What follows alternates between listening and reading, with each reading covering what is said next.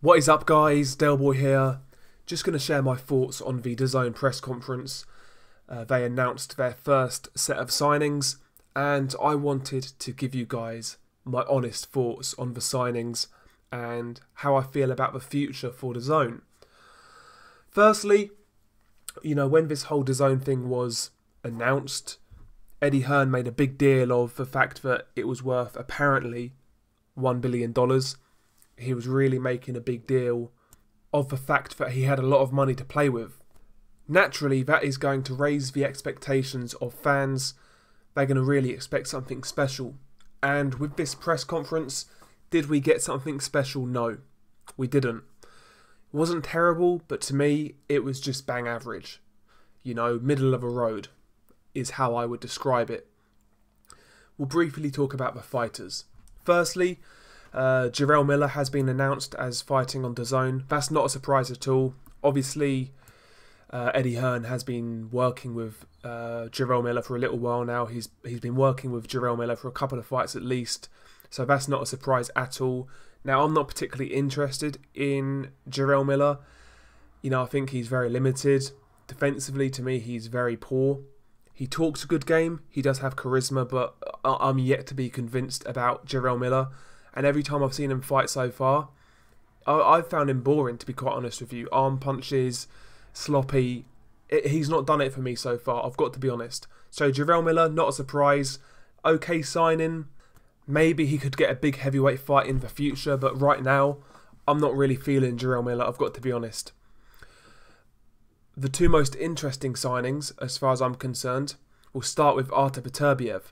Artur Beterbiev is the IBF light heavyweight champion. Now, Eddie Hearn made a deal with his promoter, Yvon Michel, for him to fight on Dazn.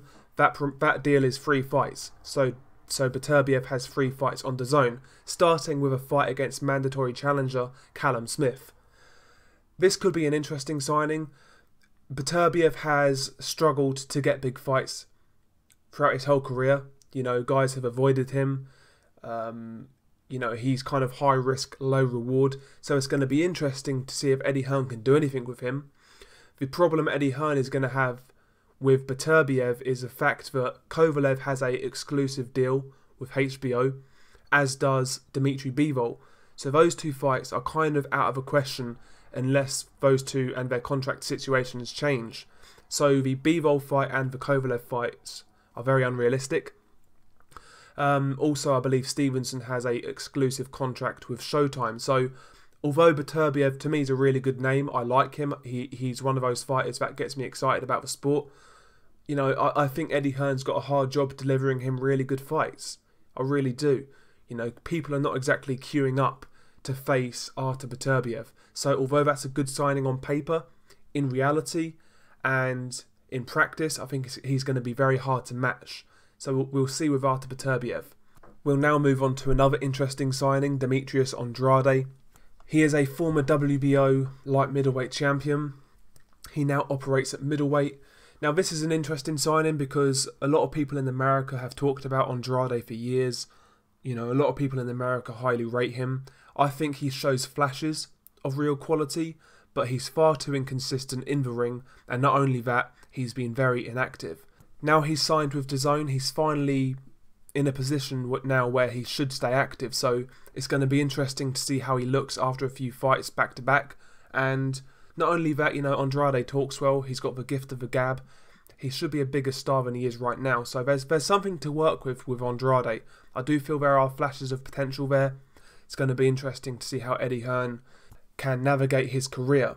Maybe if Danny Jacobs wins that IBF middleweight title, maybe that fight could happen on Dazn, Jacobs versus Andrade.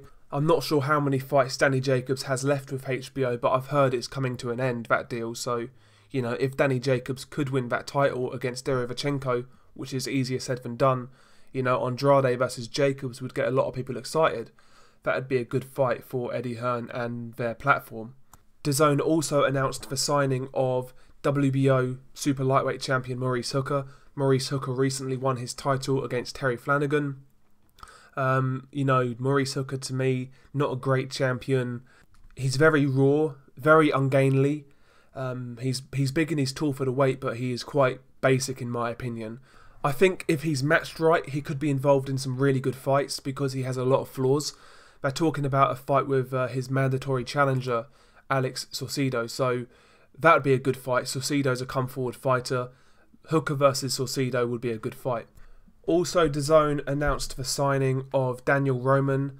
Daniel Roman is the WBA Super Bantamweight champion, and he is going to be fighting Gavin McDonnell on their first card. So, you know, Daniel Roman, I've only seen a little bit of him. I don't think he's a great champion. He's an okay fighter, nothing special, but, you know, he's a champion, I suppose. But nothing to get the blood pumping. And that's pretty much the signings that were announced. It was also announced that Joshua is going to fight Povetkin on Dazn, and Katie Taylor is also going to fight on that Dazn card as well, you know, the first Dazn card in America.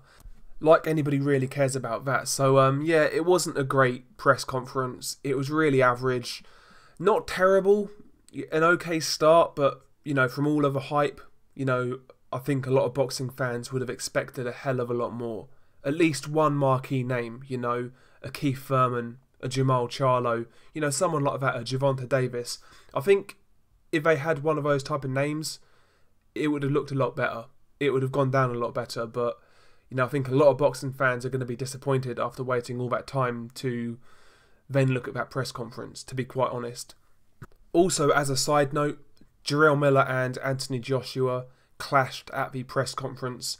Jarrell Miller started talking some nonsense. Joshua responded. Much ado about nothing. People were getting excited, but yeah, there wasn't really too much to see there. No, but I don't want to see Joshua versus Miller. I think that would be a trash fight. You know, Miller can talk a good game, and the build-up would be fun, but, you know, that guy can't beat any elite heavyweight as far as I'm concerned. So yeah, I think the whole press conference was a tad disappointing. And it certainly wasn't the grand arrival into US boxing like a lot of Eddie Hearn fanboys were saying it would be. Eddie Hearn certainly has a lot of work to do. Obviously, you know, it's early on. There's still a hell of a lot of time left.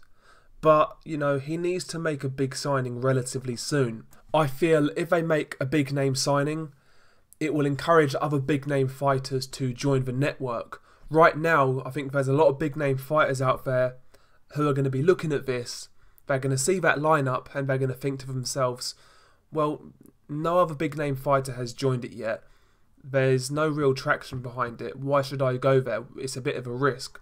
But if Dazn sign a big name fighter, it's going to be easier then to sign others, as far as I'm concerned. And to get these big name fighters to start with, they might have to overpay, you know. Get a Keith Thurman, get a Jamal Charlo, get both Charlos. If they do something like that, I think they would stand a better chance of obtaining further big name fighters. And not only that, gaining sort of excitement from fans and really building up a head of steam for this product.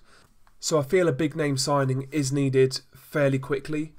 But we'll see what happens. I feel the initial press conference has been a little bit underwhelming. Some of the signings have been okay, like Beterbiev and Demetrius Andrade. I think they're decent signings. But if that's the best you've got to offer, and they're the best fighters in your roster, I think they're really going to struggle to firstly sign other big name fighters, and not only that, obviously gain a subscription base. But that's just my 2 cents on the whole press conference. What do you guys think? Peace.